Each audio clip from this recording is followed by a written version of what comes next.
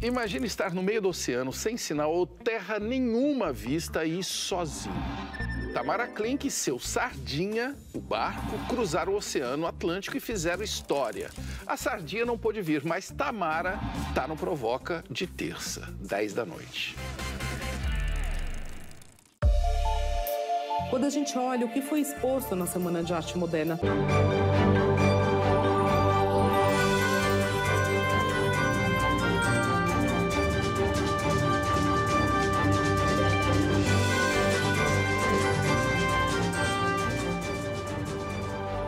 Olá, boa noite.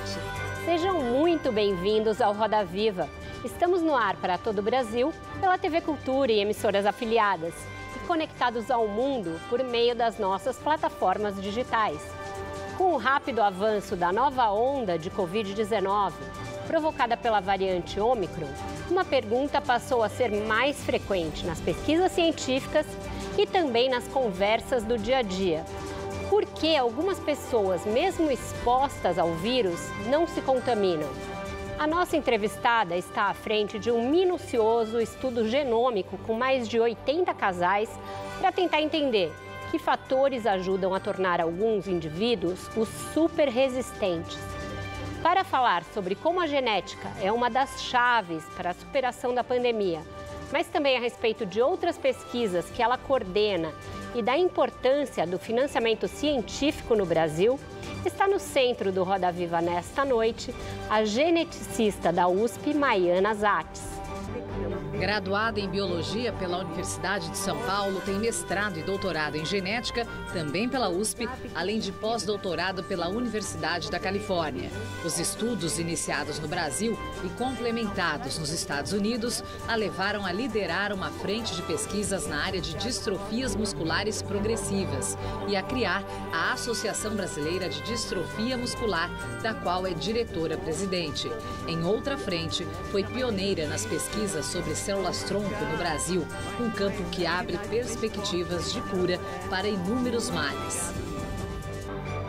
Para entrevistar a Maiana Zates, nós convidamos Sabine Righetti, jornalista, doutora em política científica, pesquisadora da Unicamp e coordenadora da agência Bore. Rafael Garcia, repórter de ciência do jornal O Globo. Milena Teixeira, jornalista da rádio Band News FM. André Biernat, repórter de saúde e ciência da BBC News Brasil. E Marcos Pivetta, editor de ciência da revista Pesquisa FAPESP. Voltamos ainda com os desenhos em tempo real do nosso Paulo Caruso. Boa noite, Maiana. Muito obrigada por ter aceitado o nosso convite e vir compartilhar com a gente um pouco das pesquisas que você está comandando. Eu que agradeço muito pelo convite e eu acho muito importante a gente divulgar a ciência e mostrar como é importante fazer ciência e investir em ciência. Exatamente, ainda mais num momento como esse, né? Eu queria começar justamente por essa pesquisa com os casais chamados discordantes que vocês estão conduzindo. São mais de 80 casais em que um dos indivíduos contraiu a Covid, o outro não, e vocês estão tentando ver quais os componentes genéticos desse fato. O que já dá para a gente aferir, o que já dá para saber e enfim, o que a gente pode dizer para explicar esse fenômeno? Então, eu trabalho com doenças genéticas e sempre me interessou a gente saber que algumas pessoas que têm mutações por algumas doenças graves, às vezes na mesma família você encontra uma outra pessoa que tem a mesma mutação e tem uma forma muito leve. Essas pessoas devem ter o que a gente chama de genes de resistência. E então eu já estava interessada nesse assunto antes de começar a Covid. Sim. E quando começou a Covid, a gente começou a ver que algumas pessoas tinham formas muito graves e outras tinham formas muito leves ou não se contaminavam. Só que a gente não sabia das pessoas que não se contaminavam, se elas não se contaminavam porque não tinham sido expostas ou se elas tinham alguma resistência, né, contra o vírus. E aí, o primeiro casal que me chamou a atenção, de um casal de amigos que moram na minha rua, onde ele teve Covid durante 2 semanas, uma forma bem típica, com febre, com todos os sintomas, e a esposa que cuidava dele não teve absolutamente nada. E aí eu disse, bom, deve ser uma coisa rara, será que tem outros casos assim? E eu comecei então a divulgar, dizer, vocês conhecem outras pessoas? Logo em seguida, conheci uma outra família, onde o senhor também teve uma forma muito grave, foi hospitalizado. A esposa, com 70 e poucos anos, não teve nada, mas o mais surpreendente é que a mãe, de 98 anos, morando na mesma casa, também não teve nada. Olha só. E aí, então, nós começamos a procurar mais casos e nós recebemos mais de 2.000 e-mails de pessoas que nos escreveram dizendo: aconteceu isso na minha família. Meu marido teve e eu não tive, ou minha esposa teve e eu não tive. E nós ficamos juntos o tempo todo, sem máscara, sem tomar cuidado, compartilhando a cama e todo o resto. Então, e nós conseguimos, então, coletar amostras para estudar o genoma de 80 e tantos casais, né? Casais sempre discordantes, onde um teve e foi confirmado por exame de PCR e o outro não teve nada e também não tinha anticorpos. E nós estudamos, então, nós resolvemos focar em genes da resposta imune e vimos que tinha uma diferença entre os dois grupos. Então, nós encontramos 2 genes que são diferentes no pessoal, no grupo infectado e sintomático, com o grupo assintomático. E o que a gente acha que esses genes fazem é que eles ativam células que a gente chama de NK. NK vem de Natural Killers, que são uma das primeiras células que são ativadas quando você tem uma infecção, né? Então, qual é a nossa hipótese? Que nas pessoas que ficam doentes, essa resposta é mais tardia, enquanto que nas pessoas resistentes, a resposta é imediata e, por isso, elas não se infectam, né? Perfeito, a gente vai esmiuçando mais esses detalhes ao longo do programa. Milena, por favor. Boa noite, Maiana. Boa noite, Milena. Maiana, você coordena um importante projeto que pretende realizar o transplante de órgãos do porco em pacientes humanos. Essa iniciativa ela pode mudar completamente o modo de como os transplantes são feitos hoje no Brasil, especialmente quando a gente fala aí dessa fila de transplantes, né, de órgãos. Há um tempo a gente conversou sobre isso em outra ocasião e aí você disse que no Brasil esse processo ia demorar mais um pouquinho porque vocês estavam captando recursos, precisavam buscar verbas. E aí eu queria saber como é que anda o andamento, né, dessa pesquisa e também queria saber como é que você vê aí o financiamento da ciência nos próximos anos. Então, esse projeto a gente começou há 3, 4 anos atrás. O professor Silvano Raia, que é o líder, o maior pioneiro de transplantes de fígado no Brasil e no mundo, a primeira pessoa que fez transplantes intervivos, nos procurou e disse: olha, eu acho que essa ideia é muito promissora. E nós achamos que valia a pena testar. Recebemos, na época, verbas da AMS e da FAPESP, mas parecia ser um projeto futurístico, né? Bom, qual que é a ideia? A gente sabe há muito tempo que os porcos têm os órgãos mais semelhantes aos seres humanos. Mas se eu fizer um transplante de um órgão de um porco para um ser humano, você teria uma rejeição aguda. Bom, o que então a gente pode fazer a respeito? Então, várias tecnologias que foram descobertas nos últimos anos estão permitindo que a gente possa, hoje, editar, transformar os genes dos suínos. Então, uma dessas tecnologias mais importantes a gente chama de CRISPR. Bom, então, o que nós conseguimos fazer? A gente consegue silenciar os genes dos suínos que causam rejeição aguda.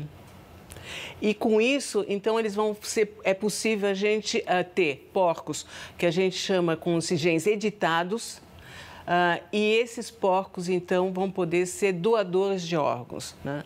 E nós ficamos extremamente felizes porque no final do ano eles mostraram pela primeira vez um transplante de rim. E eram 2 pacientes que estavam em morte cerebral, mas foi possível ver que o rim funcionou e durou 2 ou 3 dias.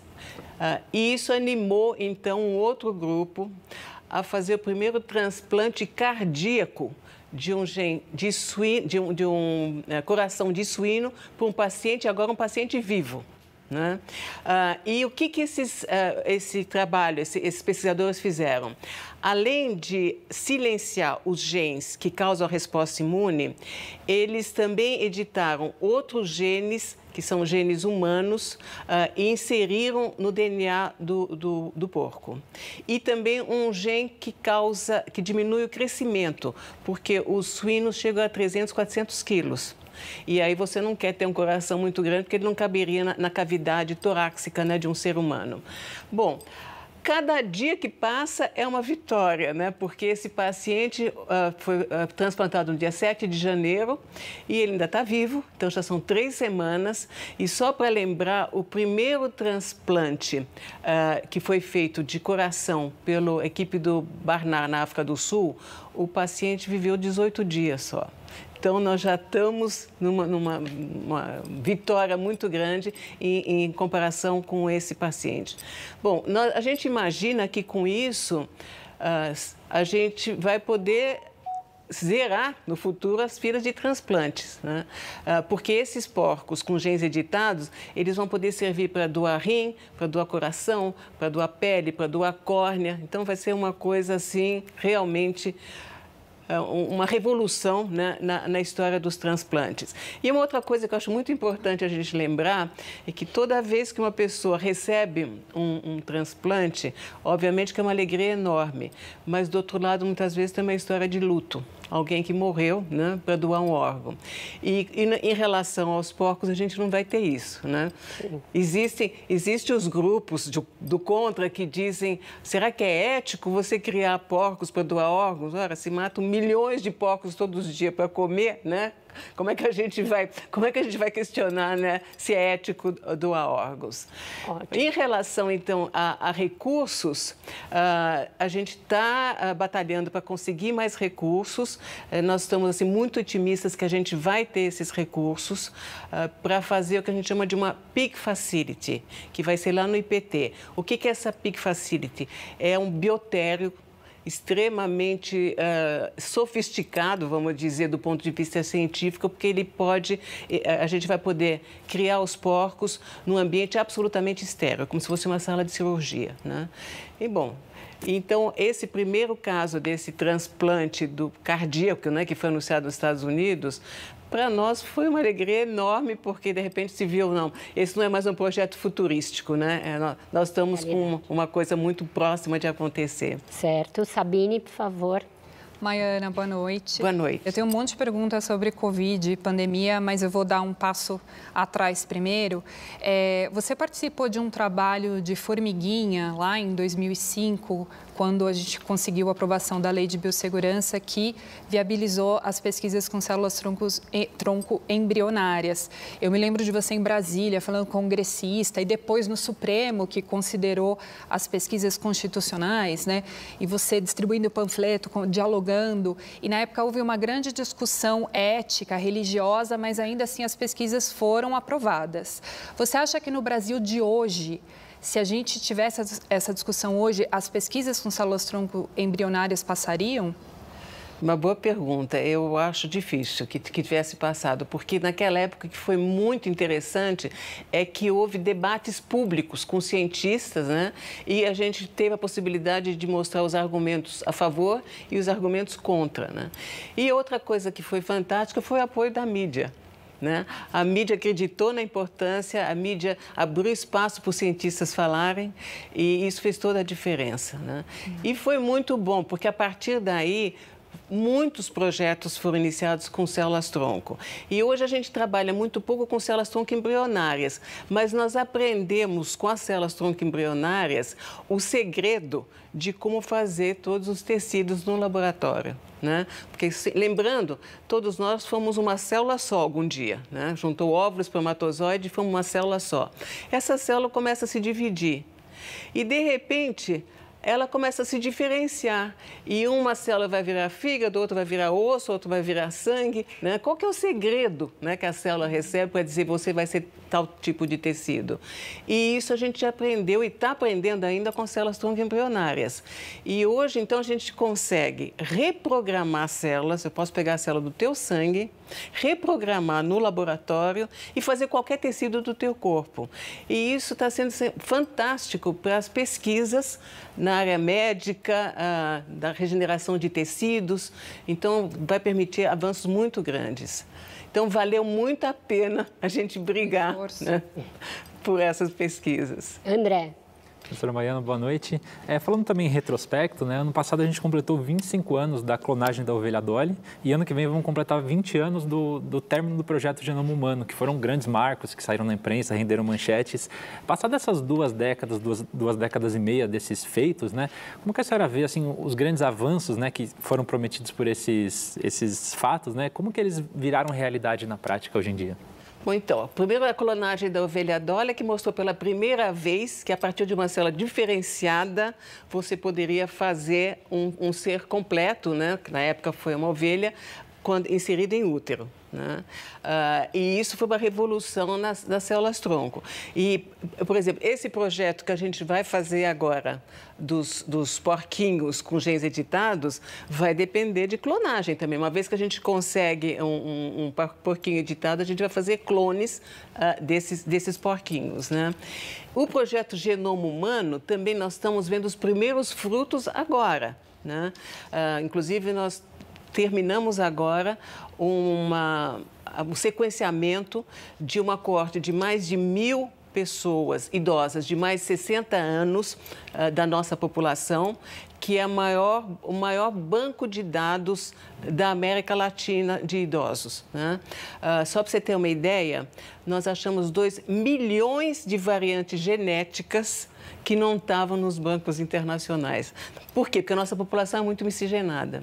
Então, quando nós começamos esse projeto há 10 anos atrás, a gente queria ter um banco de dados e também a gente queria entender o que faz um envelhecimento saudável, né? Por isso que nós focamos nas pessoas mais idosas.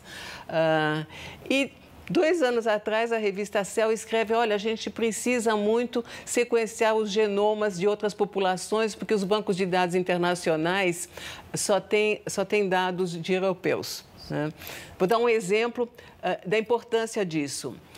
Existem genes que são sabidamente responsáveis por uma forma de câncer de mama hereditário. Tá? Aquele que a família da Angelina Jolie teve, e ela também. E aí, nós fomos olhar na nossa coorte de idosos saudáveis e descobrimos uma pessoa que tinha essa mesma mutação, que está catalogada nos bancos internacionais como responsável por câncer hereditário. Só que essa senhora tinha 93 anos, nunca teve câncer na vida. Morreu com 95 de outras causas. Tá? Então, nós estamos reescrevendo a história do genoma exatamente por causa da nossa população. Né? E hoje, a gente vendo o que os genes fazem, isso a gente está aprendendo cada vez mais, a gente vai ter novos tratamentos. Né? Por exemplo, uma das coisas extremamente importantes, voltando à história dos suínos, é que existe uma homologia, uma semelhança de 96% entre os genes humanos e os genes dos suínos. Isso foi o sequenciamento do genoma que permitiu a gente chegar a esses dados. Né? Então, em relação a doenças genéticas, já existem tratamentos com terapia gênica, está começando, mas já existe exatamente por causa do sequenciamento do genoma humano. Ótimo. Rafael, por favor.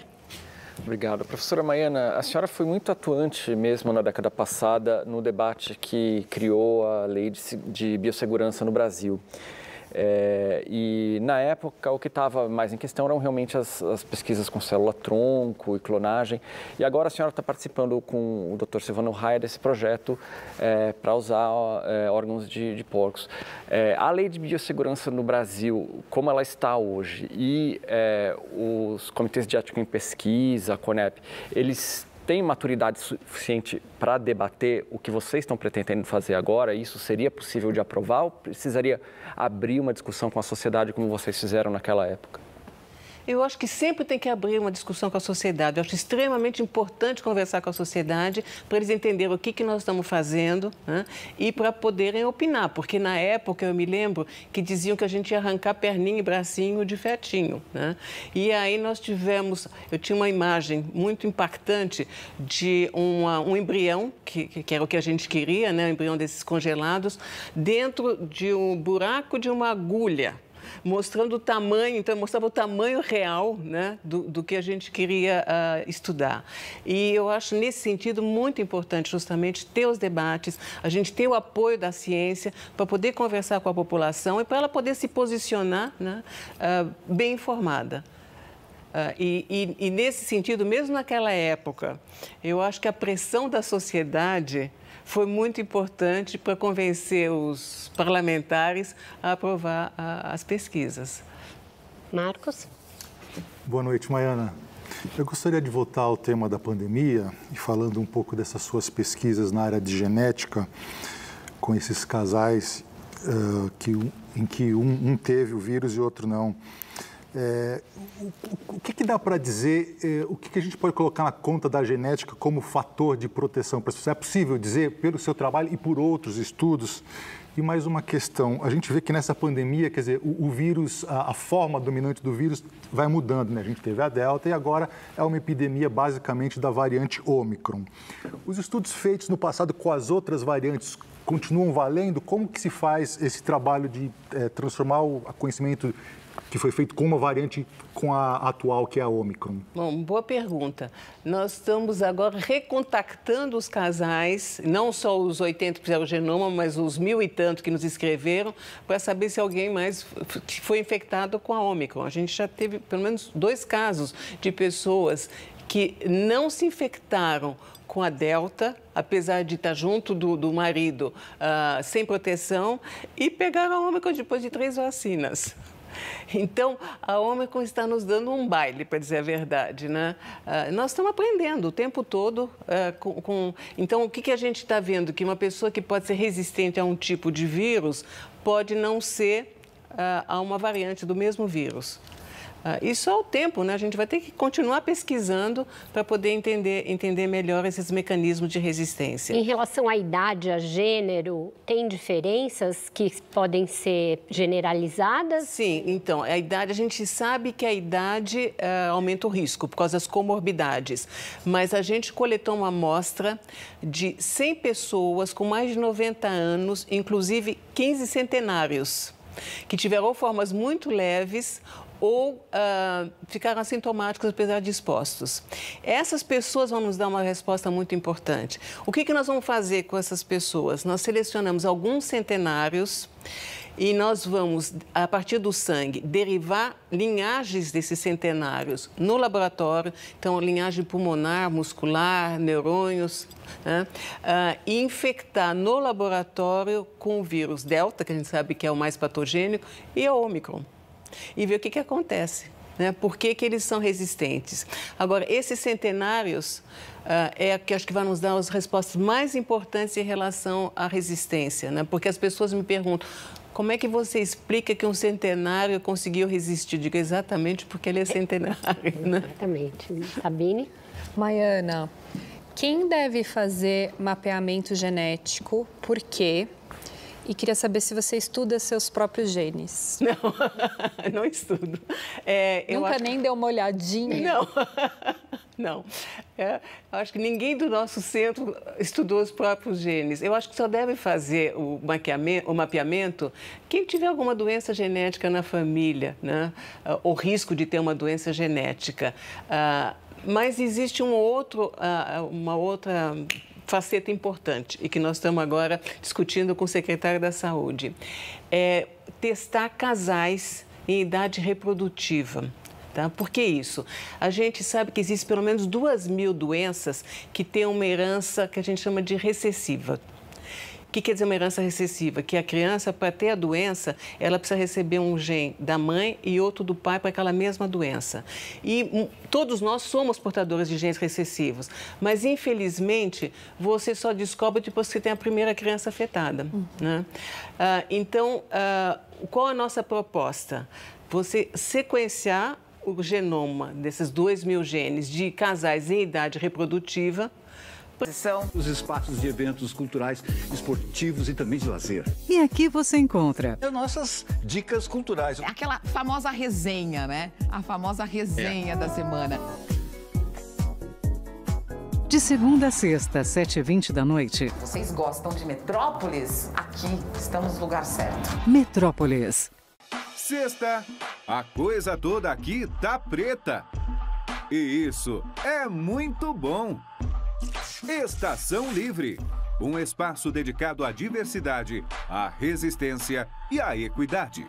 O futuro é a gente ver o que está errado e consertar. Cultura e cidadania com as personalidades negras mais influentes da atualidade. Sexta, 10 da noite.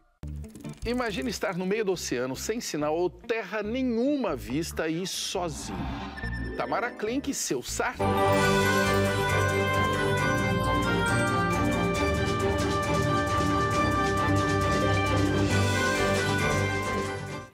Estamos de volta com o Roda Viva, que hoje recebe a geneticista Maiana Zatz. Maiana, as duas perguntas da Sabine, a pergunta do Rafael, falam um pouco sobre essa questão ética, né? Na ciência e principalmente na genética. O quanto você pode saber e para fazer o que com essa informação.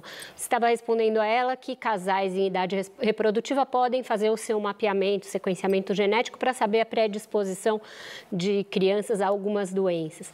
Com base nessa informação, veio uma discussão de engravidar ou não, de se já grávidos levar adiante uma gravidez ou não, e a gente volta para aquele início da discussão sobre aborto, sobre questões religiosas versus questões científicas. Essas questões eu imagino que são permanentes e vão se intensificar à medida que a gente conseguir mais proezas com a genética. Como vocês lidam com esses questionamentos? Até onde eu posso ir? O que eu posso pesquisar? O que é ético? O que não é? Bom, primeiro eu acho que a decisão de qualquer reprodutiva é sempre do casal. A gente fala de aconselhamento genético, mas a gente não aconselha. Sim. Então, a importância é a gente informar o casal sobre todos os riscos e o que pode ser feito a respeito. Em relação a você identificar casais em risco de ter uma criança afetada por uma doença grave, hoje você pode fazer a fertilização assistida e quando o embrião tem alguma célula, você pode ver se ele herdou ou não aquela mutação. E aí você só vai implantar o embrião que não tiver a mutação. Então, você pode permitir a casais em risco ter crianças normais, sem a doença, antes de nascer o primeiro afetado. Você vai perguntar, qual é o custo? Tem um custo a fertilização assistida, mas se você for pôr na balança o custo de você ter uma criança com uma doença genética não tratável ou tratável hoje, por exemplo, a miotrofia espinhal, terapia gênica custa $2 milhões para tratar uma criança com a miotrofia espinhal.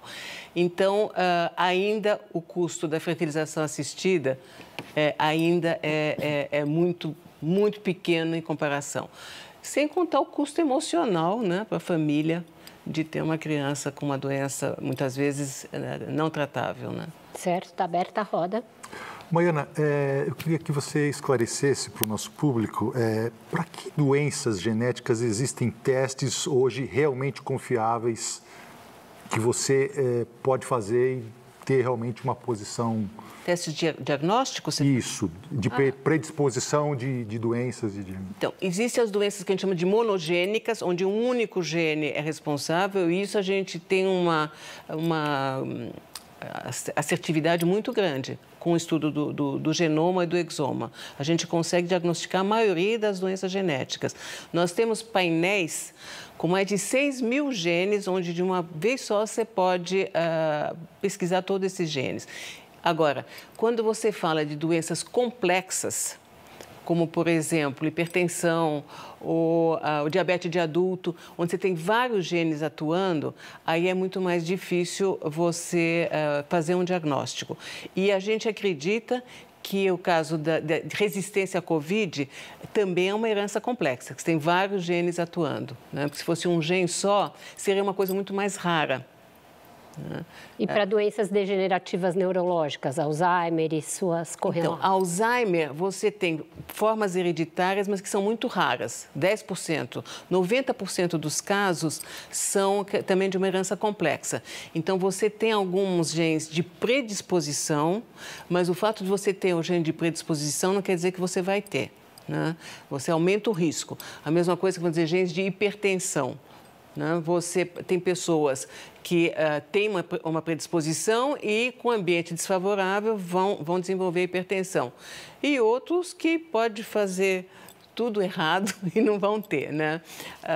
Então, são essas heranças que a gente chama de heranças complexas. Certo. Milena?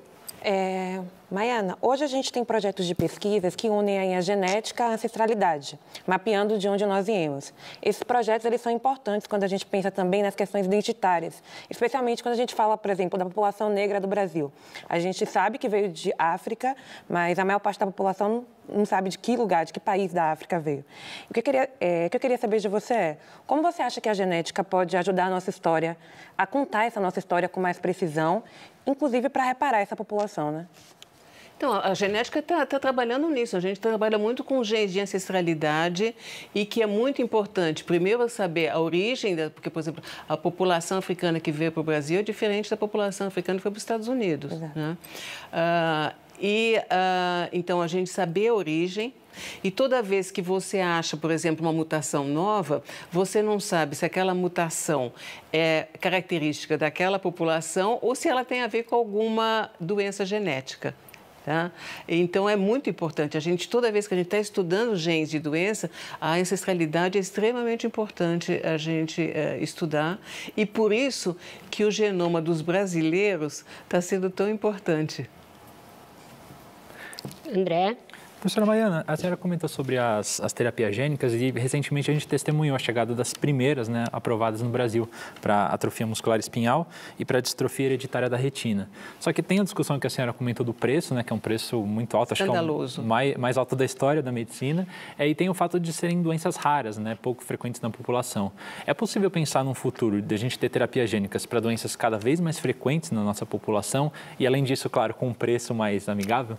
Sim, com certeza, porque hoje são doenças raras quando você pensa na atrofia espinhal ou a cegueira, né? Mas se você puser todas juntas, não deixam de ser raras, né?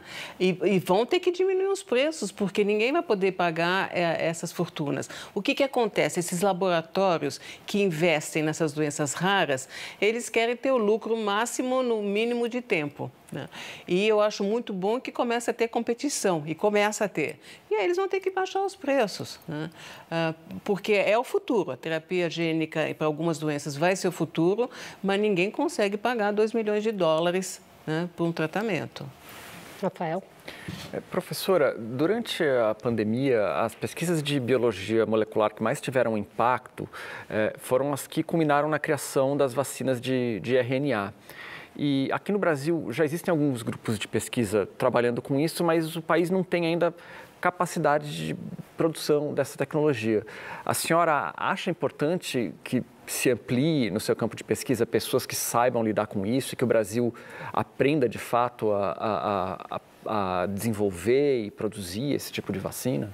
Eu acho extremamente importante que se faça tudo que é possível fazer no Brasil, a gente deve fazer no Brasil. Só que nesse momento, quando eu penso na pandemia, lutar contra as multinacionais, né, vai ser difícil. Mas, por outro lado, toda a tecnologia que for aprendida agora, ela vai servir para as próximas pandemias. A gente espera que não tenha, né? Mas a gente tem que estar preparado para isso. Então, eu acho muito importante investir, sim, na pesquisa, e tudo que for possível fazer, a gente se tornar independente, é fundamental.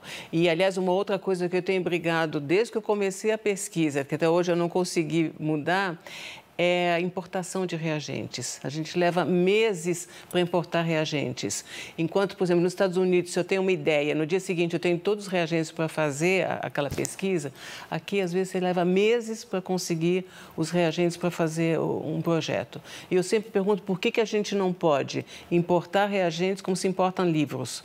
Por que a gente precisa ter pessoas retirando da alfândega, você não sabe se foi bem condicionado, muitas vezes não funciona porque não ficou congelado adequadamente. Enfim, essa é uma outra briga e que a gente poderia, se tivesse facilidade para importar, poderia fazer muito mais com menos, porque a gente acaba gastando muito mais exatamente por causa dessa demora. Sabine? Maiana, vou voltar no ponto do André, terapias, futuro e muito dinheiro. Eu fiz uma busca rápida no Google e eu achei um monte de clínica privada pelo mundo oferecendo serviço de armazenamento de células-tronco da placenta, do cordão umbilical, para os pais, né, que quiserem armazenar, porque essas células no futuro podem se transformar em algum, né, podem ajudar a curar uma doença, se transformar em parte de um órgão. Mas eu achei também clínicas oferecendo tratamentos, muitas vezes que nem sequer estão aprovados, e casos já de efeitos bem negativos, né? Uns pacientes que ficaram cegos depois de terem tentado fazer um tratamento nos olhos com células-tronco da gordura abdominal. Quer dizer, o que hoje em dia quem convive, né, tem uma questão na família e busca desesperadamente o tratamento, o que já existe e o que dá para fazer com células-tronco, se vale a pena o investimento, se vale a pena armazenar células-tronco do filho que vai nascer, o que dá para falar sobre isso? Quando se começou a armazenar, a gente não sabia, não tinha ainda a tecnologia que a gente tem hoje de poder reprogramar as células de qualquer pessoa. Se eu pegar teu sangue, eu reprogramo, né? E consigo fazer qualquer tipo de célula no laboratório. A gente não tinha essa tecnologia na época, e por isso é que começou a onda de armazenar células de cordão umbilical, de sangue de cordão umbilical. Hoje, eu acho desnecessário. Exatamente porque você consegue reprogramar as células de adultos, né? Uhum. Mas em relação a essas clínicas que oferecem tratamentos, é revoltante, porque os pais estão desesperados e pagam qualquer coisa para poder ter acesso a qualquer tipo de tratamento, né? O que eu sempre digo para eles, enquanto é experimental, não pode ser cobrado. Se for cobrado, abra o olho, porque não é uma coisa ética. Mesmo experimental, a pessoa vai, se ela assinar um protocolo, um termo, né, tem de ter todo um cuidado científico, né? Não pode ser algo... primeiro, não pode ser cobrado. E segundo, a gente tem uma outra vantagem hoje pela internet, que toda vez que tem um profissional oferecendo, você vai dar no Google e vai saber quem ele é, o que ele já publicou a respeito, qual é a instituição onde ele está, né? E isso é que pode dar credibilidade.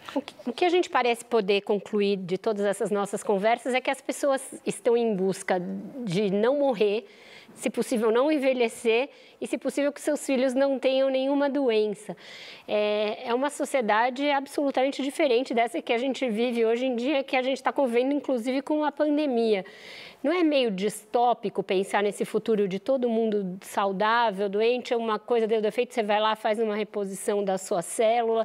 O planeta aguenta pessoas que não vão morrer, não vão envelhecer, etc? Bom, eu acho que aguenta no sentido de que a taxa de natalidade está diminuindo muito. Mas, por outro lado, a população está envelhecendo. E é muito importante, eu acho, fazer pesquisas em relação a ter um envelhecimento saudável, porque a gente sabe que daqui 10, 20 anos a gente vai ter muito mais idosos do que jovens. Já temos, né? Está começando a ter. Então, nós vamos ter que cuidar dessa população idosa, porque o que a gente quer é aumentar a expectativa de vida com qualidade, o que os americanos chamam de health span, não é só aumentar a expectativa de vida. E com toda essa tecnologia, a gente acredita que as pessoas vão poder viver bem mais, passar dos 100 anos vai ser uma coisa mais ou menos comum. Já para a nossa geração, você diz? Com certeza. Só para a gente saber. Maiana, ainda dentro dessa questão genética, eu gostaria de perguntar para você sobre a CRISPR, essa técnica de edição de genes. Aliás, as pesquisadoras que desenvolveram a técnica ganharam um prêmio Nobel, né? Recentemente, enfim.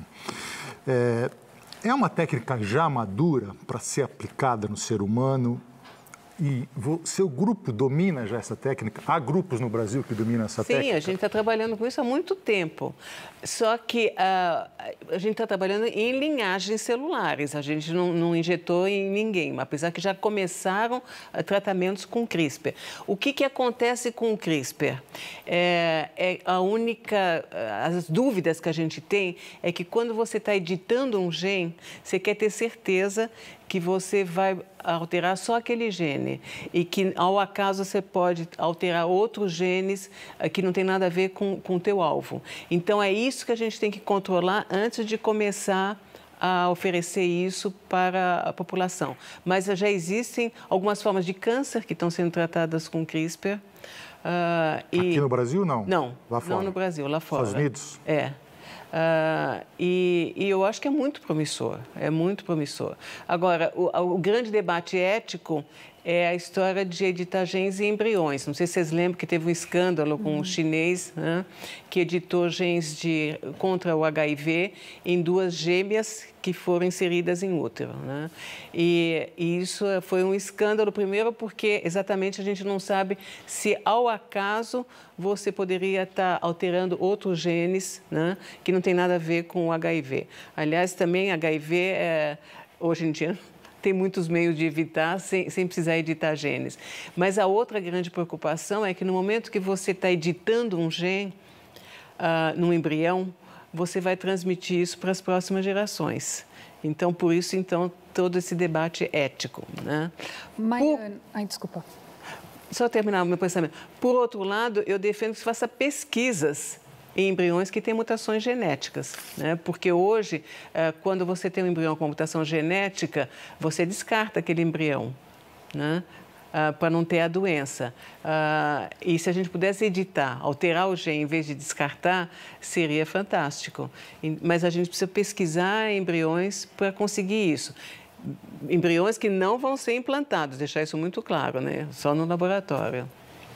Maiana, eu queria puxar justamente as bebês, né, que a literatura até chamam de as crianças CRISPR, né? O que a gente sabe sobre essas 2 meninas? Existe um acompanhamento? A gente sabe que o cientista que foi responsável por essa pesquisa, com várias questões, com falta de ética, ele saiu da universidade, né, foi exonerado, foi até condenado à prisão. Mas o que a gente sabe sobre elas? Existe algum acompanhamento? Boa pergunta. Não, a gente não sabe. Infelizmente, a gente não sabe nem quem elas são.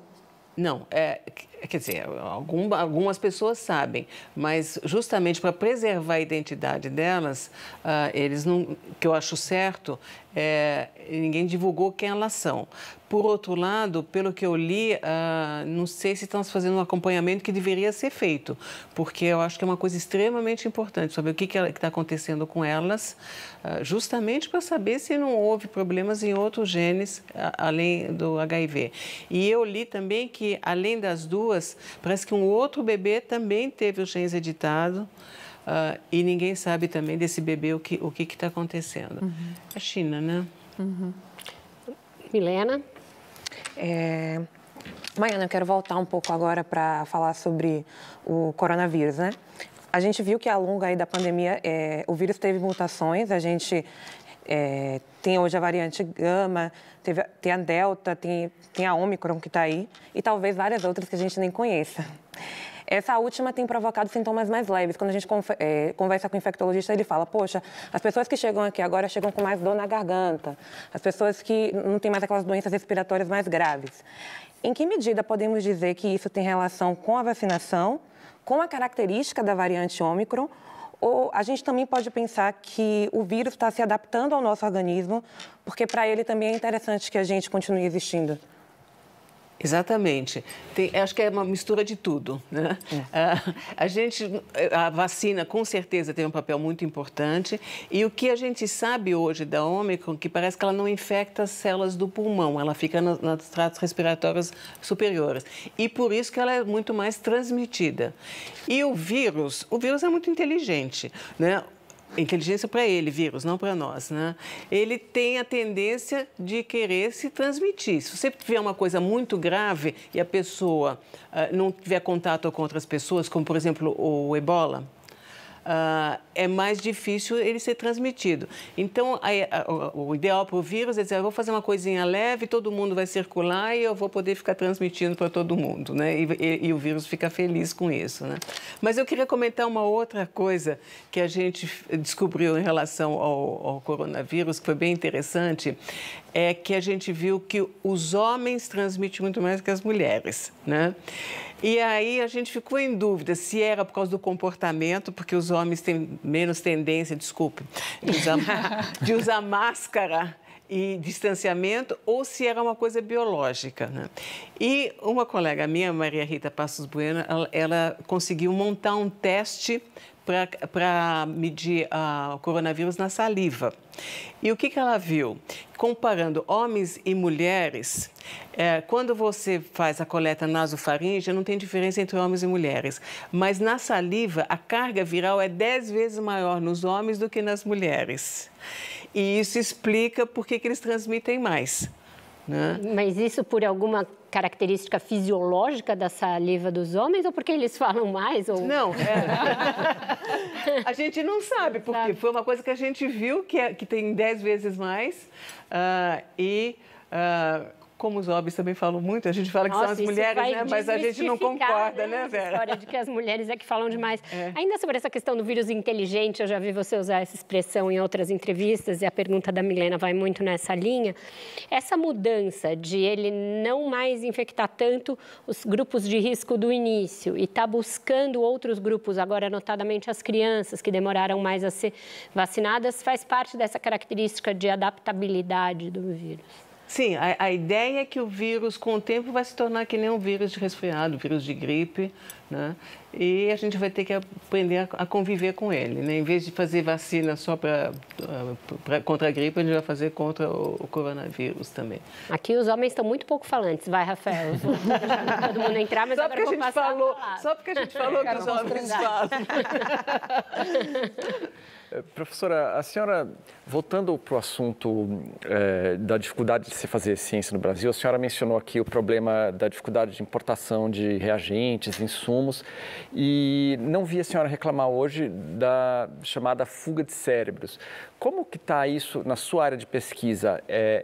Está mais difícil hoje de conseguir jovens pesquisadores talentosos, dispostos a ficar no Brasil para levar adiante essas pesquisas que são difíceis de fazer? A senhora tenta convencer jovens cientistas que têm convites para ir para fora a ficarem aqui por patriotismo ou qualquer outro mérito? Como que está essa situação no seu campo de pesquisa hoje? Bom, eu acho que você levantou um ponto importante. Realmente a gente tem fuga de cérebros, porque os brasileiros que vão para o exterior são os melhores cientistas, jovens, e eles têm ofertas muito boas para ficar lá, né? E é difícil convencê-los a voltar porque os salários são muito melhores lá e porque eles têm condições de pesquisas muito melhores, têm um futuro melhor, né? Eu tento convencer toda vez que um jovem me diz eu vou embora, eu choro, porque realmente é uma pena e isso é irreversível, né? Esses jovens que vão embora não voltam mais, né? O que eu acho que pode haver de diferente?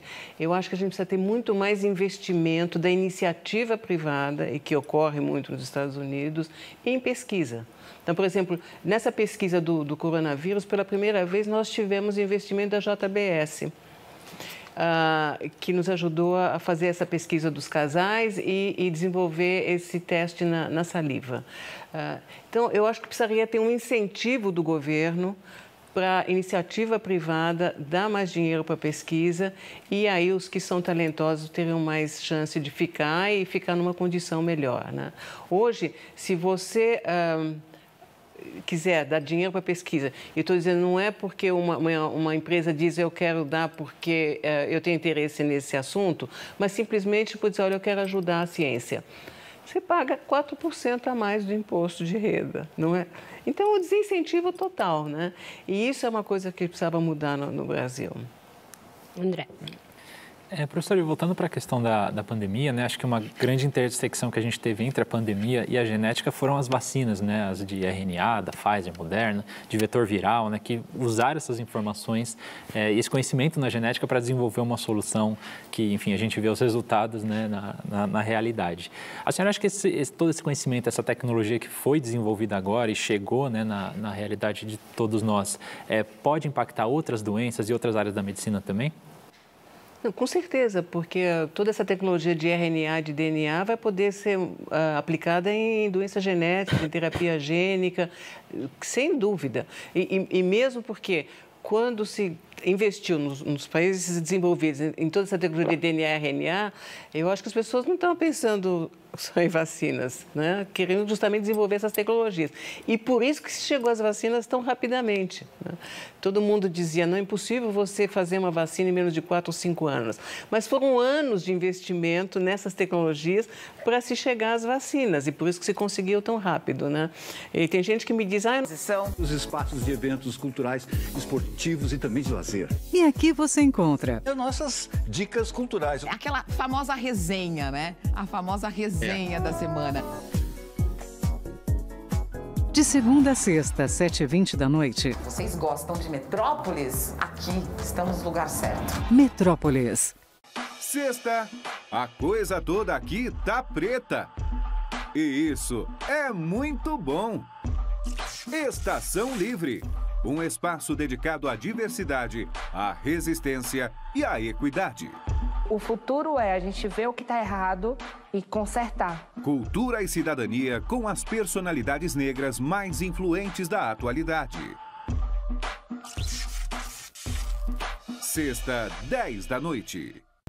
Imagine estar no meio do oceano, sem sinal ou terra nenhuma à vista e sozinho. Tamara Klink e seu saco.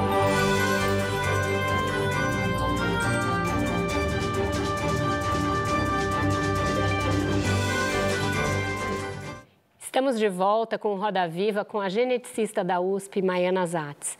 Em relação às vacinas, né, e principalmente essas de RNA, muito se falou e se inventou a respeito do que elas poderiam causar nas pessoas, reprogramação genética, implantação de chips, mudança no DNA das pessoas.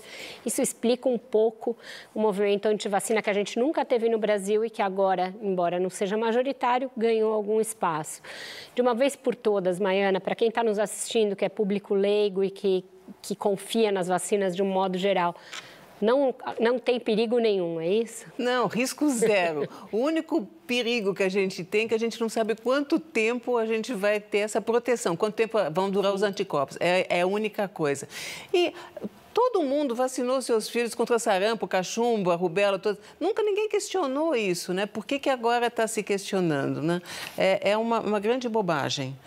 Apesar que teve uma história que foi muito triste de um inglês, um cientista inglês que muito tempo atrás publicou na revista Lancet um artigo dizendo que vacina contra sarampo aumentava o risco de autismo nas crianças. Sim, me lembro disso. E que foi uma grande bobagem, foi desmentido, mas desde então muitos pais deixaram de vacinar seus filhos contra sarampo e o sarampo voltou. Né? Então, tem as pessoas que são anti-vax e que ficam inventando essas coisas, mas é tudo bobagem. A gente sabe que as vacinas são extremamente seguras e o risco de você ter algum efeito pela Covid é muitíssimo maior do que pela vacina. Aliás, tem um estudo muito interessante que mostrou recentemente, eles conseguiram entrevistar 40, 50 mil pessoas que fizeram parte dos primeiros grupos que tomaram vacina e tinha um grupo controle e tinha o grupo que tomava vacina. E quando você faz esse tipo de estudo, você faz o que a gente chama de duplo cego. Então, nem o médico e nem o paciente sabe quem tomou vacina, quem tomou placebo. Sabe o que eles descobriram? Que 1/3 das pessoas que tinham tomado placebo relataram efeitos colaterais. Olha só, tá vendo? Tá aberta a roda, gente, Marcos.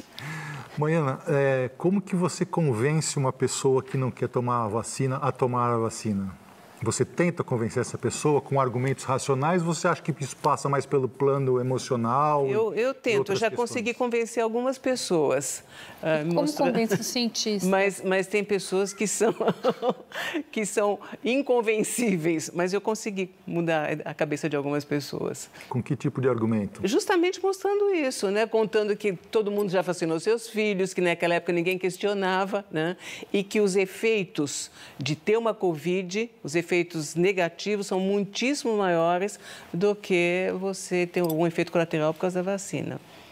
Mas, Maiana, a gente achava na comunicação de ciência antes da pandemia que um comportamento não científico tinha muito a ver com a educação científica, né, da escola, de base, ou com desinformação. Mas hoje a gente vê médicos, cientistas, inclusive dentro de grandes universidades com comportamento não científico e muitas vezes até anti-vax. Quer dizer, o que você diria para um cientista desse, ou como convenceu, o que está acontecendo que a gente tem médicos com esse tipo de comportamento?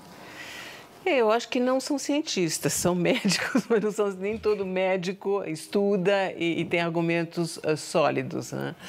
E eu acho que também tem um viés religioso. Eu vi, por exemplo, entrevistas de americanos ligados a grupos religiosos e que o pastor lá dizia que não era para tomar e eles vão atrás desses aspectos religiosos. E que é uma pena, né? Porque eu acho que se disser, eu não quero tomar, é uma opção sua, mas não ficar falando para os outros, né? E, por exemplo, uma coisa importante também em relação à Covid é que não é só que você está protegendo você está protegendo os outros também, né? Então, você não tem direito de dizer, as pessoas que ficam revoltadas porque se exige o certificado da vacina. Você pode não querer se vacinar, mas você fica em casa, não fique contaminando os outros, né? Maiana, tem estudos recentes que mostram aí ganhos de imunidade a partir da chamada imunidade híbrida. Se você se contaminou com coronavírus e depois se vacinou ou vice-versa, a ordem dos fatores aí não importa muito. Mas para esse antivax, o argumento que prevalece é, olha só, eu me vacinei e mesmo assim eu peguei Covid. Olha lá, o meu vizinho se vacinou e pegou Covid. Como desmontar essa armadilha? Bom, eu acho que o argumento é dizer que talvez você não tivesse vacinado, você ia pegar uma forma muito mais grave, ou seu vizinho poderia pegar uma forma muito mais grave.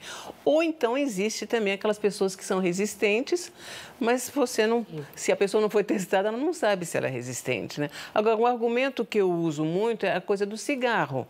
Se você quiser ficar em casa fumando e estragando o teu próprio pulmão, é opção sua, mas você não tem direito de fumar em público, né? E isso está aceito por todo mundo, né?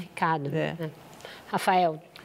Professora, eu queria voltar um pouco no assunto dos cientistas negacionistas, porque na Universidade de São Paulo, que é a sua universidade, onde a senhora já foi pró-reitora de pesquisa, ocupou cargos importantes na gestão, existem cientistas que, por exemplo, questionam a eficácia da vacina, defendem cloroquina até hoje, mesmo sabendo que ela não tem eficácia contra a Covid.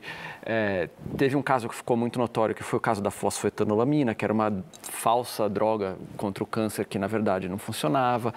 Em outras áreas, na geografia, existem pesquisadores na universidade que não acreditam na mudança climática causada pelo homem. Do ponto de vista do gestor de ciência, como que você lida com esses casos? A universidade finge que não vê eles, aplica algum tipo de punição acadêmica, deixa as pessoas falarem isso porque faz parte do debate científico esse desacordo. Como que se lida com esses cientistas negacionistas dentro da universidade? Eu acho que você não pode impedi-los de falar, mas eu acho que é muito importante dizer, olha, essa é a opinião isolada de fulano e a gente não compactua com isso. Mas você não pode impedir as pessoas de falarem. E eu acho que com o tempo se percebe, por exemplo, a coisa da cloroquina. No começo, podia ser até uma coisa promissora, mas depois as pesquisas científicas mostraram que não serve para nada, né? Então, a gente tem que mostrar para essas pessoas que a coisa mudou, né? É complicado. Dentro da universidade, que é um ambiente democrático, as pessoas têm direito de falar, de emitir suas opiniões. André? E, professora, falando ainda das vacinas de Covid, né, a gente tem visto que o vírus tem evoluído, né? Tivemos o vírus original, a cepa alfa, beta, gama, delta, ômicron. E, obviamente, as vacinas elas também vão ter que ser atualizadas com o passar do tempo. Já é hora de atualizar agora ou é uma coisa para o futuro? Como a senhora vê? Eu acho que já está se trabalhando nisso, para atualizar. Enquanto a gente está discutindo, esses laboratórios de grande porte já devem estar trabalhando nisso, de tentar atualizar. Mas, de qualquer maneira, se a Ômicron, pelo menos a maioria das pessoas, tem formas muito leves, eu acho que isso mostra que as vacinas anteriores já atuaram, né? Um estudo agora concluído na Califórnia, também na sua área, na genética, mostrou que as vacinas elas continuam tendo uma boa resposta aí nas células T, mas não tanto em outros tipos de células que fazem parte do sistema imune. Já dá para saber qual o papel de cada partícula aí, cada célula do nosso sistema imune no combate a esse... Não, são pesquisas que estão andando, as células T são as células de memória e que é muito importante porque realmente se você tiver essas células ativas, e que as vacinas, por exemplo, aquelas vacinas que tomam uma vez na vida, as células T têm memória e toda vez que você tiver um contato com aquele vírus, você vai ter as células T ativadas. Né? Inclusive, existe um estudo que foi feito no Reino Unido com profissionais de saúde, muito expostos também, e que não pegaram Covid. E aí eles viram que naquele grupo, um subgrupo tinha uma resposta às células T.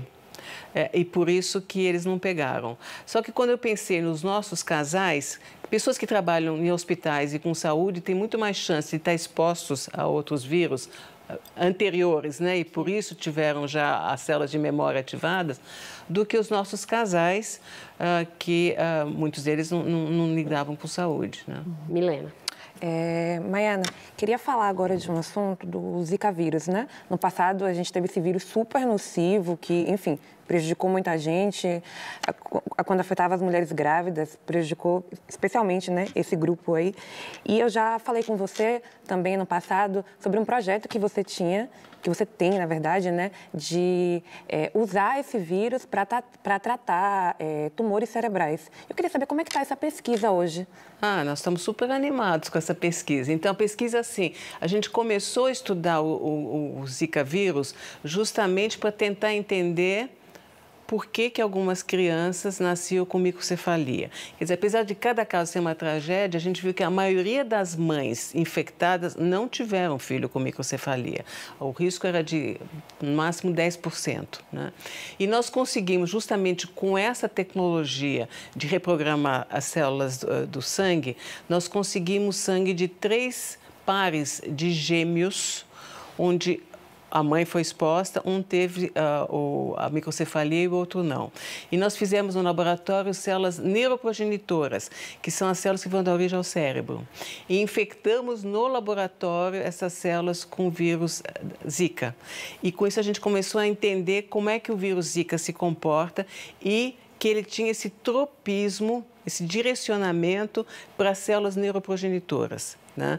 Tanto é que quando eu entrevistava com as mães grávidas, eu dizia, o que você sentiu durante a infecção? Eu não tive nada, eu tive um dia de febre, ou tive uma coceirinha na pele e a criança nasceu com microcefalia. Então, a gente viu que o vírus tinha realmente esse direcionamento para o cérebro em formação. Bom, o que acontece? A gente sabe que tumores do cérebro são ricos nessas células neuroprogenitoras. E quando a gente descobriu, então, que o vírus gosta das células neuroprogenitoras, disse, bom, então vamos infectar esses tumores com o vírus da Zika. E primeiro nós fizemos isso no laboratório e nós vimos que houve uma destruição total dos tumores cerebrais. E depois nós injetamos esses tumores em camundongos, nude, são camundongos que não têm sistema imune. Normalmente o camundongo, em 2 semanas, ele desenvolve um tumor enorme e morre. Bom, então quando o tumor já estava estabelecido no camundongo, nós injetamos esses camundongos com o vírus da Zika e houve uma redução enorme dos tumores e em 1/3 dos animais os tumores desapareceram completamente. O tumor e metástases também. No começo a gente achava até que o aparelho estava quebrado, que a gente não conseguia ver o tumor. Depois a gente viu que era verdade. E aí, antes da pandemia, nós começamos a testar isso em cães, porque os cães podem desenvolver tumores cerebrais espontâneos muito semelhantes aos tumores humanos. E nós conseguimos, então, estudar 3 cães antes da pandemia, injetamos eles com o vírus da Zika e nós vimos que houve também uma redução muito grande dos tumores e um aumento muito grande da expectativa de vida com qualidade. E agora nós retomamos essa pesquisa. Nós temos agora uma cachorrinha que já foi injetada e nós estamos acompanhando. Então, nós estamos... da semana. De segunda a sexta, 7h20 da noite. Vocês gostam de Metrópolis? Aqui estamos no lugar certo. Metrópolis. Sexta, a coisa toda aqui tá preta. E isso é muito bom. Estação Livre, um espaço dedicado à diversidade, à resistência e à equidade. O futuro é a gente ver o que está errado e consertar. Cultura e cidadania com as personalidades negras mais influentes da atualidade. Sexta, 10 da noite. Imagine estar no meio do oceano, sem sinal ou terra nenhuma à vista e sozinho. Tamara Klink e seu Sardinha, o barco, cruzaram o Oceano Atlântico e fizeram história. A Sardinha não pôde vir, mas Tamara tá no Provoca de terça, 10 da noite.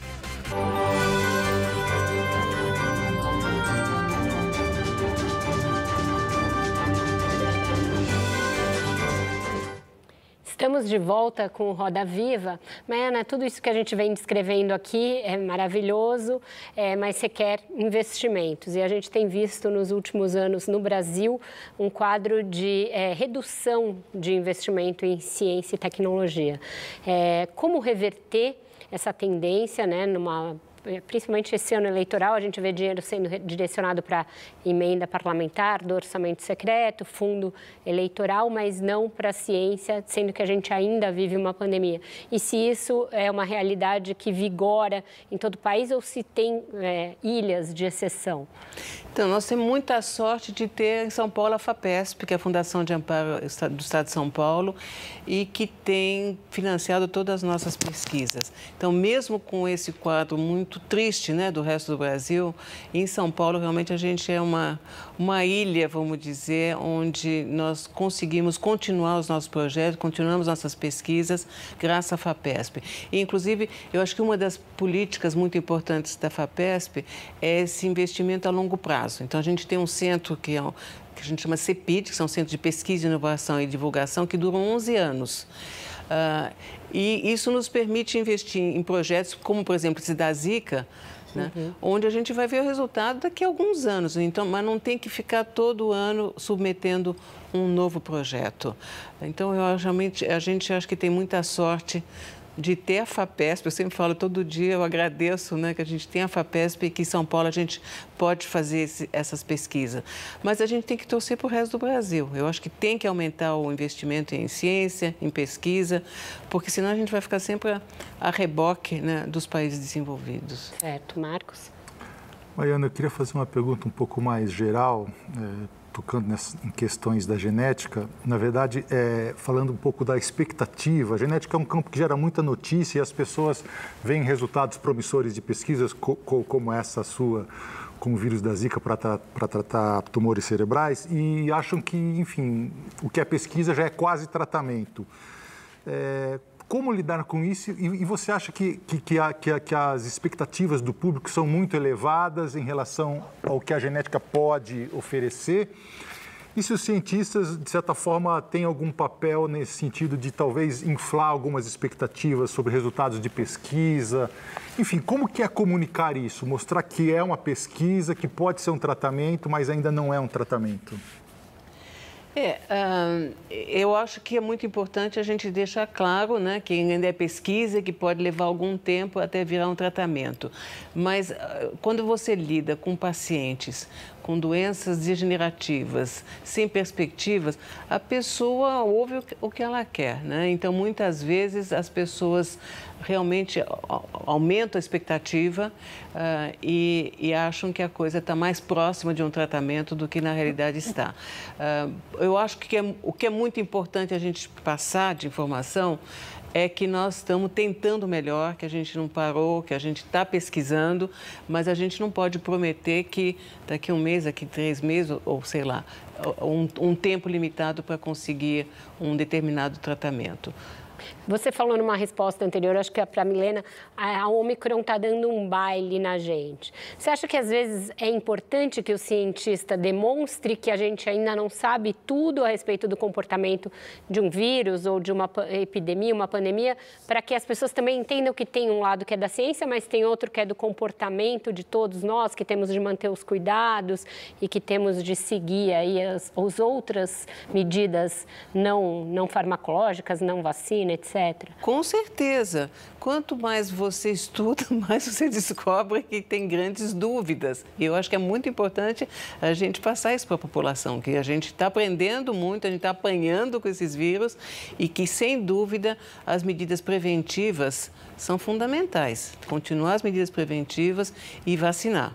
Vacinar as crianças, porque a gente está vendo agora que elas que estão sendo mais afetadas, né? É porque a gente vê um comportamento meio revanchista em relação ao cientista, né? A gente fez o Roda Viva com o Átila e até hoje eu sou cobrada no Twitter, mas o Átila falou isso, mas o Dr. Drauzio falou aquilo.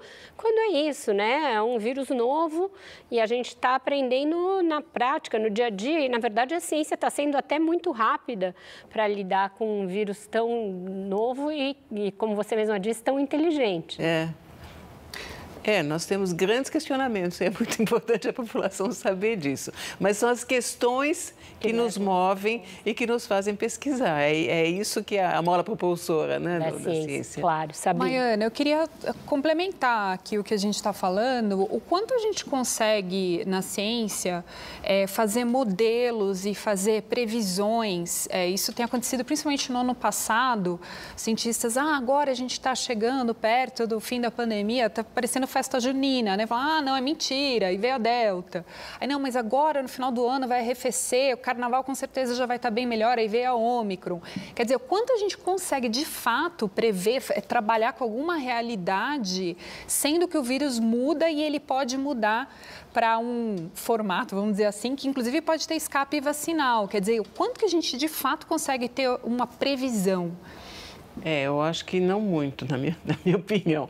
Eu sempre tomo muito cuidado com as previsões, porque quando eles falam, porque daqui 100 anos vai aquecer a Terra, aí você pode fazer, porque daqui 100 anos eu não vou estar aqui para ninguém me cobrar, né? Mas previsões a curto prazo, a gente toma muito cuidado, porque a gente erra muito. Professora, a senhora contou aqui a história de muitos projetos de pesquisa do seu grupo que tiveram resultados interessantes e que são coisas que podem ser aplicadas em tratamentos ou diagnósticos. Como que é a ligação do seu grupo de pesquisa com o setor de inovação? Vocês buscam tentar traduzir isso tudo que vocês estão produzindo em algum tipo de utilidade mesmo na área médica? Vocês têm tido sucesso, né, em contatar essa área de inovação no Brasil, que é difícil? Com certeza. Primeiro que a gente tem um atendimento a pacientes. Nós já atendemos quase 100 mil famílias com pacientes com diferentes doenças genéticas, né? E a partir dos pacientes, a gente consegue, em alguns casos, ter novas pesquisas. Mas a grande maioria dos casos hoje é só uma devolutiva. Então, a partir das pesquisas que nós fizemos, a gente consegue ajudar os pacientes. Então, primeiro, aquilo que eu estava conversando com o Marcos, melhora muito no diagnóstico das doenças, e uma vez que você faz um diagnóstico, você pode fazer a prevenção, você pode, dentro de cada família, mapear quem tem risco de ter aquela doença e prevenir o nascimento de novos afetados. E agora, então, nós estamos trabalhando em futuros tratamentos, a partir de, por exemplo, eu tenho uma pesquisa com distrofias musculares, que é uma doença, a forma mais grave, que é de Duchenne, as crianças normalmente param de andar com 10, 12 anos de idade. E nós identificamos um paciente muito raro que tem a mesma mutação e que está andando com mais de 20 anos.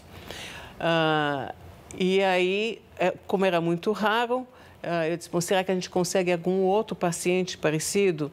E descobrimos que na Espanha tinha um outro paciente com a mesma mutação. Eu corri para a Espanha, trouxe o material dele e a partir desses 2 pacientes, a gente espera poder achar um novo tratamento para as distrofias. Mas como eu expliquei para o Marcos, não é uma pesquisa que você faz de um dia para o outro, é demorado, né? Mas a gente está trabalhando nisso, justamente a ideia é, a partir das pesquisas, poder oferecer novos tratamentos. Como é a nossa comunicação com os laboratórios do mundo que fazem pesquisas correlatas? Por exemplo, no caso do transplante entre suínos e humanos, qual é a relação que vocês têm de troca de resultados, de fazer alguma modelagem com esses centros dos Estados Unidos que já estão um pouco mais na nossa frente, na aplicação da pesquisa? Então, mas aconteceu agora, no final do ano, né, que a gente soube que eles estavam mais na frente. Os americanos são um pouco fechados, porque é uma coisa competitiva. Mas nós tivemos uma surpresa muito boa, porque tem um grupo na Nova Zelândia que também tem pesquisas muito importantes nessa área. E nós tivemos um contato com eles essa semana, perguntando para eles nos assessorarem como é que a gente deve fazer essa Peak Facility. Foi uma conversa muito boa, de 1 hora. E depois a gente agradeceu e disse, bom, quanto que vocês vão cobrar de consultoria? Então, nós não vamos cobrar nada, a gente quer que vocês tenham sucesso. Então, foi uma coisa assim muito, muito positiva. Então, são esses grupos que a gente tem que colaborar. A gente colabora em pesquisa com muitos grupos, mas você tem que saber quem realmente colabora, no sentido de você ter uma mão de via dupla ou aqueles que só querem tirar vantagem, né? Verdade. André? Professora, a senhora estava comentando desse contato com o paciente, né? Esse serviço que a senhora e o grupo presta. Tem muita curiosidade de saber como que é, porque vocês têm acesso a uma informação das pessoas que muitas vezes nem a pessoa sabe, né? E é uma informação, às vezes, muito sensível, que pode envolver alguma doença ou até mesmo relação familiar, né? Um pai que acha que tem uma filha, mas a filha não é a filha biológica dela. Como que fica essa comunicação com o paciente? A senhora já teve algum caso assim? Como que é na prática? Eu escrevi um livro que eu chamei de Gen Ética, justamente contando histórias como essas, de situações onde a gente não sabe muito bem como lidar, né? Então, por exemplo, isso que você falou, um casal que tem uma filha com uma criança, uma doença genética, e querem saber se tem risco de repetição, e aí você descobre que o pai não é o pai. E aí a grande questão é, conta ou não conta, né? E eu tive uma discussão com juristas a respeito disso. Eles me disseram, você pode ser processado nas 2 situações, você contar ou você não contar. Não existe legislação para isso. Então, a gente discute cada caso, né? Agora, hoje a gente tem uma outra situação, que são o que a gente chama de achados acidentais. Então, quando se estuda o genoma, você pode descobrir coisas que não tem nada a ver com a doença que você está estudando. Então, por exemplo, você tem um menino de 8 ou 10 anos que tem uma doença muscular. E aí você quer saber qual é a causa dessa doença. E aí você descobre que esse menino tem uma mutação que é responsável por câncer de mama hereditário, que não tem nada a ver com o problema muscular dele. A questão é, conta ou não conta? Então, a gente discutiu esse caso e todo mundo disse, não vale a pena contar, porque um menino de 10 anos, até acontecer, pode demorar muitos anos, todo mundo estava de acordo. Alguém levantou a mão e disse assim, e se a mutação tivesse sido herdada da mãe dele? Tá? E a mãe está em risco e a gente não fala nada. Então, são casos que a gente está discutindo e cada vez a gente tem mais exemplos desses e não tem uma resposta. A gente discute cada caso e espera fazer o melhor, mas dizer, olha, tem uma regra? Não tem. Milena, para fechar o bloco. Maiana, a gente já li, enfim, tem questões de pais, por exemplo, que querem escolher algumas características dos filhos pelos genes. Ou, por exemplo, pessoas que procuram esses testes genéticos, que a gente inclusive já falou aqui, para descobrir se possuem doenças que ainda não têm cura. Eu quero saber de você, em que medida saber dessa condição genética é um problema? Os genitores, eles têm esse direito de montar um bebê com um gene específico? E esses debates éticos que a gente tem, eles acompanham as pesquisas de genética e as novas tecnologias? Então, hoje o que a gente pode saber é se um casal tem risco de ter uma doença genética que já está presente nos pais, porque todos nós temos risco de ter uma criança com uma mutação nova e esse não dá para prever. Agora, outras características, por cor de olho e outras bobagens dessas, a gente não tem capacidade de fazer, e se tivesse também eu sou totalmente contra. Eu acho que a gente tem que focar nas coisas importantes e nas doenças que não... Exposição. Os espaços de eventos culturais, esportivos e também de lazer. E aqui você encontra As nossas dicas culturais. Aquela famosa resenha, né? A famosa resenha da semana. de segunda a sexta, 7h20 da noite. Vocês gostam de Metrópolis? Aqui estamos no lugar certo. Metrópolis. Sexta, a coisa toda aqui tá preta. E isso é muito bom. Estação Livre, um espaço dedicado à diversidade, à resistência e à equidade. O futuro é a gente ver o que está errado e consertar. Cultura e cidadania com as personalidades negras mais influentes da atualidade. Sexta, 10 da noite. Imagine estar no meio do oceano, sem sinal ou terra nenhuma à vista e sozinho. Tamara Klink e seu...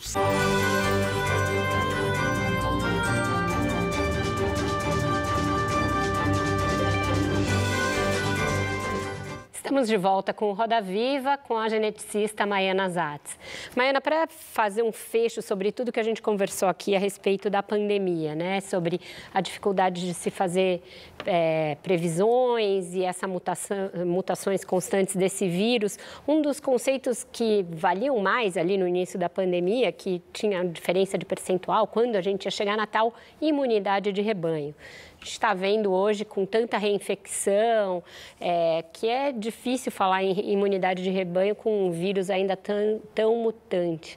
A gente ainda está em busca dessa imunidade ou esse conceito ficou para trás? Eu acho que a gente ainda está em busca. Tem previsões, como eu falei, previsões, que talvez com a Ômicron a coisa realmente possa diminuir, pelo menos foi o que aconteceu na África do Sul e alguns países da Europa, depois da Ômicron parece que caiu muito o número de infectados.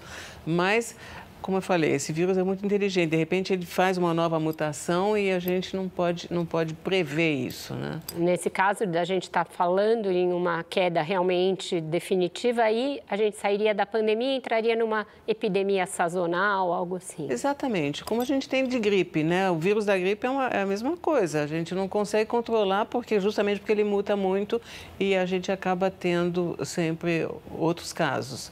A vacina previne algumas formas, mas não previne tudo, né? As vacinas de gripe que a gente pode tomar todo ano. Aberta a roda. Maiana, você foi pró-reitora da USP, o Rafael lembrou isso, né? Na gestão da única reitora mulher, né? Da história da Universidade de São Paulo, que está chegando perto aí dos seus 100 anos, né? A principal universidade do Brasil. Aqui no estado de São Paulo, a Unesp e a Unicamp nunca tiveram uma reitora mulher. Aqui, como você vê isso, né? Existe uma dificuldade das mulheres chegarem a posições de liderança na ciência. Como que você encara e como que foi esse período em que você trabalhou com uma gestora mulher, a única gestora mulher na Universidade de São Paulo? Pois é, realmente foi uma experiência muito rica, mas de fato tem muito pouca mulher que chega a essa posição. Eu nunca me senti discriminada como mulher cientista e no nosso departamento a gente tem mais mulheres titulares do que homens. Então, eu não acho que existe no Brasil discriminação contra a mulher cientista. A gente tem as mesmas oportunidades. Não estou falando em outras empresas, pode ser que haja realmente mais discriminação, mais dificuldade. Mas eu acho que a gente está melhorando, né? Eu acho que cada vez as mulheres vão ter mais posições de liderança e espero que possa também ter mais reitoras, apesar que a gestão dos reitores que a gente teve, por exemplo, o último foi muito boa, do Zago foi muito boa, né? Então, é difícil porque o que eu acho também que está acontecendo é que hoje as mulheres optam por ter filhos mais tarde. E aí, quando você chega nessa posição de dizer, olha, agora eu quero ter uma posição de liderança, muitas vezes é a época que você diz, bom, é a minha última oportunidade de ter filhos. E eu não quero abrir mão dessa experiência, e que eu acho que não deve mesmo, né? Porque eu acho fantástica a experiência de ser mãe. E talvez isso também, eu acho que explique por que você tem menos mulheres nessas posições, porque realmente isso te absorve muito, você ter essa liderança. Mas não teria uma questão política aí? Porque ainda que não haja discriminação para a cientista desenvolver o seu trabalho de pesquisa, quando você fala de posições como essas, elas dependem muitas vezes de indicações. E a gente tem na política uma maioria de candidatos homens, gestores homens, tem todo um caminho que ainda está obstruído para as mulheres. Isso não leva a que, na hora de indicar um político homem, opte por um gestor homem também? Sim, eu acho que na política isso acontece, e eu acho que a gente tem que lutar para ter mais mulheres realmente na política. Mas o que eu estou dizendo é, na ciência as oportunidades são iguais. A gente não pode se queixar. Isso eu estou falando no Brasil. Sim. Né? Porque nos Estados Unidos não é assim. Por exemplo, a gente tem a grande vantagem no Brasil de você ter licença maternidade, que você pode ficar 6 meses quando você tem uma criança. Mesmo os bolsistas, as pessoas que têm bolsa de pesquisa, também têm licença maternidade. E os salários são iguais nas universidades, né? Para homem e para mulher. E que não é assim nos Estados Unidos. Nos Estados Unidos, eles te fazem uma entrevista e o salário é diferente se você for homem ou for mulher. Então, acho que nós conquistamos já muito espaço, mas tem um caminho ainda para conquistar mais. Perfeito, está aberto, gente. Mas, Mariana, ainda seguindo nesse tema, você acha que faltam políticas das universidades ou das fundações que financiam, enfim, fundamentalmente das universidades, eu diria, com relação à carreira da pesquisadora mulher? Como você mencionou, a questão de ser mãe. Quer dizer, normalmente isso ocorre no momento que a pesquisadora está numa fase de ascensão ou de afirmação da carreira.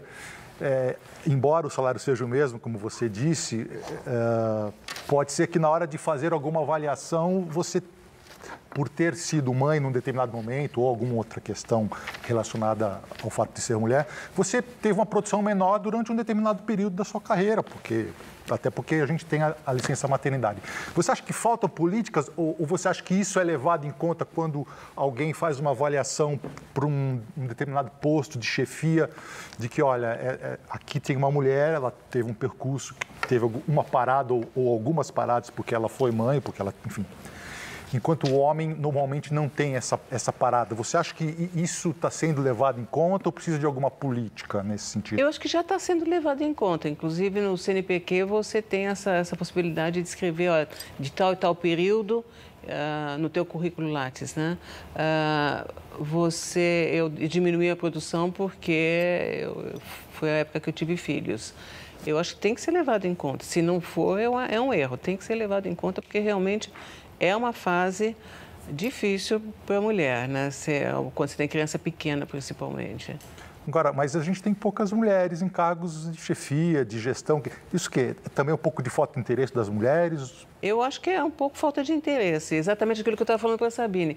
Quando chega nessa fase, que é, sei lá, final dos 30, começo dos 40, onde você tem essa possibilidade de ascender na carreira, é a época que você quer ter filhos, que é a oportunidade que você, biologicamente, tem que ter filhos. E aí muitas mulheres dizem, olha, eu não quero abrir mão da maternidade, e aí, obviamente, vão trabalhar menos, vão ter menos horas de trabalho do que os homens, né? Certo. Rafael, André?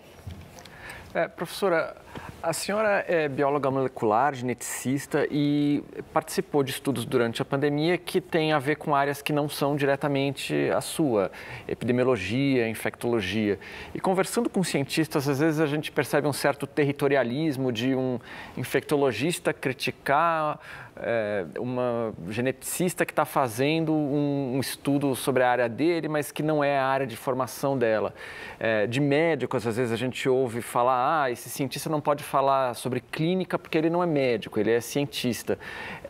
A senhora vê isso acontecer muito no seu meio ainda? Existe esse tipo de crítica, de argumento de autoriedade em cima dos cientistas que estão trabalhando fora de suas áreas? Eu acho que é uma boa pergunta. Eu acho que o que a gente tem que fazer é ter esses estudos multidisciplinares. Então, por exemplo, esse estudo que eu falei dos genes de imunidade, eu tive a colaboração de um professor da Unesp, o Eric Castelli, que é uma pessoa que está ligada a essa bioinformática de genes de imunidade.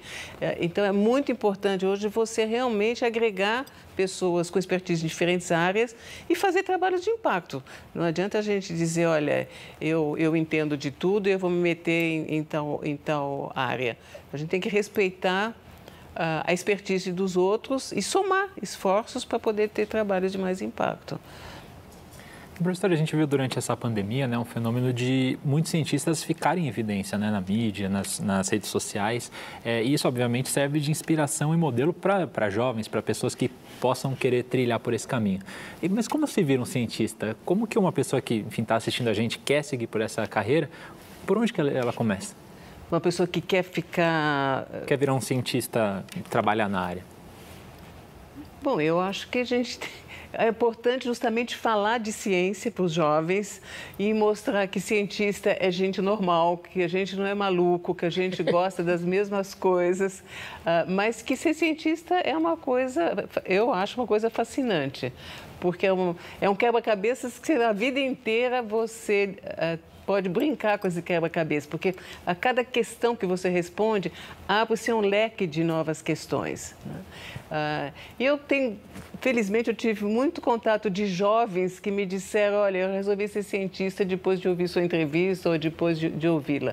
Então, eu acho que é muito importante deixar claro isso, que apesar de todas as dificuldades, apesar de a gente dizer, olha, eu nunca vou ser milionário fazendo ciência, eu acho que o retorno que a gente tem é gigantesco. Milena? Maiana, finalizando aqui, enfim, eu queria saber a sua opinião como profissional e a sua opinião pessoal hoje, né? Para onde caminha a ciência brasileira? Você tem várias pesquisas, tem outros pesquisadores que também têm outros projetos e, enfim, a gente esbarra aí na falta de investimento, a gente esbarrou inclusive na pandemia, né? Muita gente, alguns projetos pararam aí na pandemia. Para onde a gente caminha, o futuro da ciência? Bom, eu acho que a gente tem que repensar a pesquisa e o que está acontecendo hoje diferente. Tem muitas startups que estão começando e com dinheiro de iniciativa privada. E eu acho que isso pode fazer diferença. E isso existe muito nos Estados Unidos, né, de ter dinheiro da iniciativa privada. O que a gente viu, surpreendentemente, é que aumentou muito a produção científica durante a pandemia, né? Por quê? Por dois motivos. Primeiro, pessoas que estavam trabalhando em outros projetos, disseram, eu vou trabalhar um pouquinho com Covid, mas não vou deixar de trabalhar nos outros projetos, né? E outra coisa também, que pessoas que não tinham tempo de escrever os trabalhos das pesquisas anteriores, disseram, bom, agora eu estou mais tempo em casa, eu vou escrever. Então, nós tivemos um aumento muito grande da produção científica, e, surpreendentemente.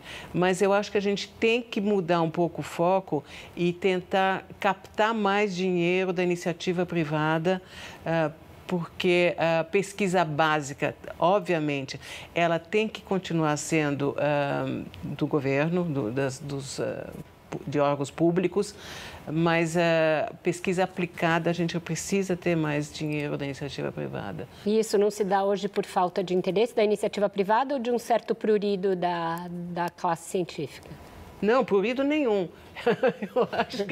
Eu acho que é falta de incentivo. Eu acho que deveria ter incentivo do governo de dizer, olha, se você vai aplicar numa pesquisa, você vai pagar menos imposto de renda, que é o que acontece nos Estados Unidos, né? E depois você verte em lucro. Exatamente. Exatamente. Então tá bom. Te agradeço muito, Maiana, por essa entrevista. Foi muito esclarecedora. Agradeço também a essa bancada maravilhosa que dividiu a entrevista comigo, a Sabine Righetti, a Milena Teixeira, o André Bernat, o Rafael Garcia e o Marcos Pivetta. Agradeço também ao nosso Paulo Caruso, que traduziu em imagens esse papo tão gostoso. Obrigada, sobretudo, a você pela sua audiência. Eu sei que é um tanto frustrante para todos nós que a gente esteja vivendo uma nova onda de aumento de casos e internações pela Covid-19.